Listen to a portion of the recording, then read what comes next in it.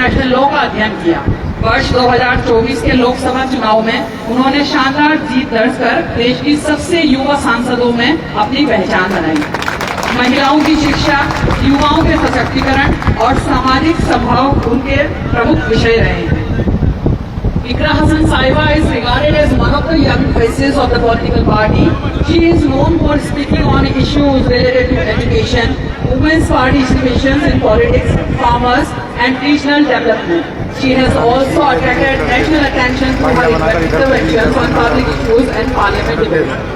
मैं इकरा साहिबा से दरख्वास्त करूंगी कि प्लीज वो आए और हमारे लिए, हमारी युवा पीढ़ी के लिए, हमारे बच्चों के लिए अपने शब्दों को बयान करें। Madam please. अस्सलाम वालेकुम।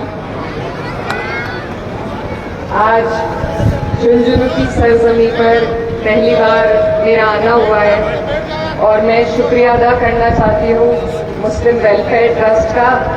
यहाँ पर पहुँचे हजारों की तादाद में आसपास से आए सभी हमारे बड़े बुजुर्ग भाई, मेरी माएँ बहनें, आप सभी का मैं दिल की गहराई से शुक्रिया अदा करना चाहती हूँ।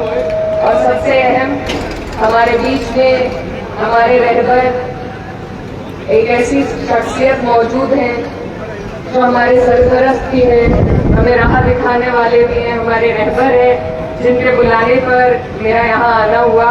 तो मैं शुक्रिया अदा करना चाहती हूँ शाही इमाम उस्मान साहब का, और साथ में आए हमारे मेहमान मुनव्वर जमा साहब, इब्राहिम भाई का दिल की गहराई से बहुत बहुत शुक्रिया।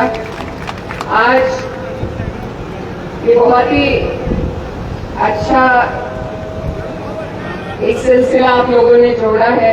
पिछली बार भी हमें आना था लेकिन कुछ मजबूरियों के कारण आपके बीच में हाजिरी नहीं हो पाई, तो इस बार मुझे लगा कि जरूर आना चाहिए। और आकर इतनी भीड़ को देखकर, इतने लोग यहाँ पर इकट्ठा हुए एक ऐसे मसले को लेकर, तालीम के ऊपर चर्चा करने के लिए, तो मुझे बहुत अच्छा लगा, बहुत खुशी हुई। और यही आज की जरूरत है। आज अगर हम पीछे रह गए हैं, आज अगर हमें कोई चीज अंधेरे से बाहर निकाल सकती है तो वो सिर्फ और सिर्फ तालीम है। तालीम ही वो औजार है जो हमें जहालत से बाहर निकालकर रोशनी में ला सकता है। और इस तालीम पर बड़ा अफसोस होता है कि हमारा उतना ध्यान अभी नहीं है। कोशिश हमें सबको मिलकर करनी है कि हमारे बच्चे आला से आला तालीम हासिल कर सके, हर वो मुकाम हासिल कर सके जिससे हम अपने देश की तरक्की में कंधे से कंधा मिलाकर अपना योगदान दे सके और अपने देश को आगे बढ़ा सके। अभी हमसे पहले इब्राहिम खान साहब ने बहुत अच्छी बात कही, मैं सुन रही थी, वो कह रहे थे कि हमें अपेंडिक्स की तरह निकाल दिया गया है। तो आज हमें अपने अंदर झांकने की जरूरत है कि ऐसा हमारे साथ क्यों हुआ। जब हम लोगों के बीच में जाते हैं, बैठते हैं, तो अक्सर लोग सवाल करते हैं कि मुसलमान लोग क्यों आगे नहीं बढ़ पा रहे तरह तरह के क्षेत्र में, क्यों ज्यादा डॉक्टर हम देश को नहीं दे पा रहे, क्यों ज्यादा IAS ऑफिसर, इंजीनियर हम देश को नहीं दे पा रहे। तो ये जरा हमें अपने अंदर भी झांकने की जरूरत है कि हमारे लिए दीनी तालीम बेहद जरूरी है, लेकिन उसके साथ साथ अगर दुनियाई तालीम पर हमारा ध्यान नहीं होगा, अगर हमारे बच्चे देश के बड़े डॉक्टरों में अपना नाम शुमार नहीं करेंगे, देश की संसद में नहीं पहुंच पाएंगे, तो हम अपने दीन का, अपने इस्लाम का सही तरीके से रिप्रेजेंटेशन भी नहीं दे पाएंगे। कुछ लोगों ने, कुछ अपने भी लोगों ने हमें बदनाम करने का काम किया है, और उस बदनामी को धोने का अगर हमारे पास कोई तरीका है तो वो सिर्फ उन जगहों पर पहुंचकर सही तरीके से ये दिखाना कि हम अपने देश के लिए अपने दिल में कितना प्यार लेकर घूमते हैं। और ये हम तभी कर पाएंगे जब हमारे बीच में बैठी मेरी बहनें कोई डॉक्टर बनेगी, कोई इंजीनियर बनेगी, कोई सांसद बनेगी। और ऐसी कोई जगह नहीं है जहां अगर हम चाहे सच्ची नीयत से मेहनत करके जहां पहुंचा ना जा सकता हो। तो हमें अपनी तरफ से भी ये कोशिश करनी है कि हम दीनी तालीम के साथ साथ दुनियाई तालीम पर जोर दें, क्योंकि हमारे दीन का भी सही इस्तेमाल वो होगा जब हम बड़ी जगहों पर, शोहरत वाली जगहों पर जाकर ये दिखा पाएंगे कि हमारा दीन हमें क्या सिखाता है, कि हमारा दीन हमें अपने मुल्क से मोहब्बत करनी सिखाता है।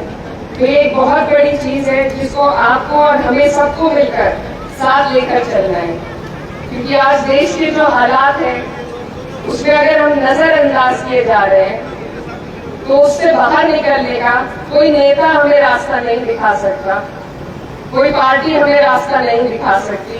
वो रास्ता हमें अपने लिए खुद ही बनाना है, और वो रास्ता सिर्फ और सिर्फ तालीम और इल्म का रास्ता है। आज जो पूछा गया, अभी इब्राहिम साहब ने पूछा कि वो क्या तरीका होगा, कि हम ऐसा क्या कर सकते हैं जिससे हमें एक ऐसा ऑर्गन ना समझा जाए जिसको नजरअंदाज किया जाए। तो जहन में मेरे सिर्फ एक जवाब आया कि हमारे देश में डॉक्टर APJ अब्दुल कलाम साहब एक ऐसा नाम है जिनको अगर चाहकर भी कोई मिटाना चाहे तो मैं समझती हूँ नहीं मिटा सकते। उन्होंने देश के लिए वो काम किया है जो और कोई नहीं कर सकता। हमारे देश को परमाणु ताकत बनाने का काम डॉक्टर APJ अब्दुल कलाम साहब ने किया। और ये भी मैं याद दिलाना चाहती हूँ कि भाजपा की ही वो सरकार थी जिसमें उन्होंने ये काम करके दिखाया। तो जब हम इतने काबिल हो जाएंगे, जब हम अपने अंदर वो काबिलियत पैदा करेंगे, तो मुझे उम्मीद है कि हमें भी एक एक इंसान को, एक एक बच्चे को अपने यही तरबियत देनी है कि हमें डॉक्टर APJ अब्दुल कलाम जैसी शख्सियत बनकर उभरना है। तभी जाकर हम इस देश के लिए, अपने मुल्क के लिए सही तरीके से काम आ पाएंगे।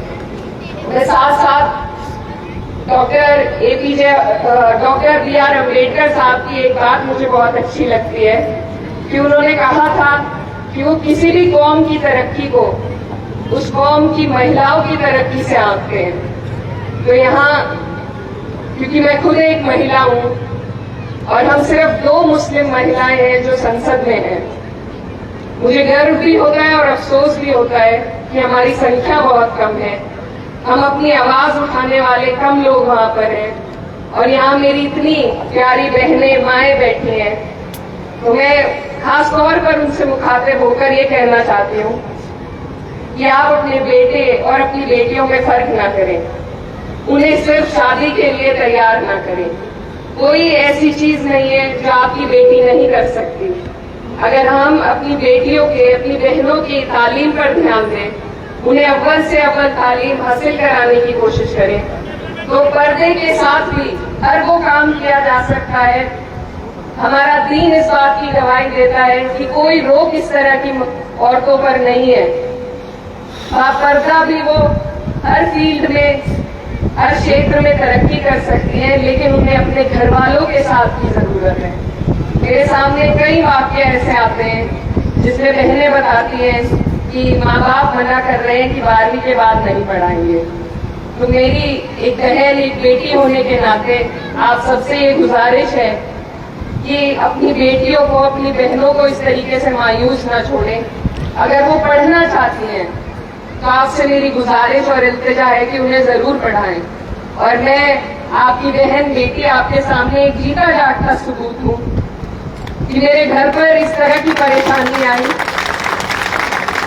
कि मेरी वालिदा, मेरे भाई, जब दोनों लोगों पर परेशानी आई, मैं अकेली घर पर थी। और अगर मुझे किसी चीज से कॉन्फिडेंस मिला तो वो मेरी तालीम थी। और तालीम ही वो ताकत है जो दुश्मन की आंख में आंख गाड़कर आपको देखने की हिम्मत देती है। तालीम ही वो ताकत है जो आपको आगे बढ़ने का जज्बा देती है। तो जब मेरे साथ कोई नहीं था, खुदा के बाद अगर मेरे पास कोई ताकत थी तो वो मेरी तालीम की थी। और तालीम ही आज एक और हमारे लोगों में एक बात है कि डर का एक माहौल बहुत बन गया है जो मुझे बिल्कुल पसंद नहीं है। और डरता वही इंसान है जिसको जानकारी थोड़ी कम होती है। अगर हम अपने हक और हुकूक की जानकारी लेंगे, तालीम याफ्ता बनेंगे, तो मुझे उम्मीद है कि ये जो डर हम अपने अंदर लिए घूमते हैं किसी की तानाशाही का, मैं माफी चाहूंगी, थोड़ा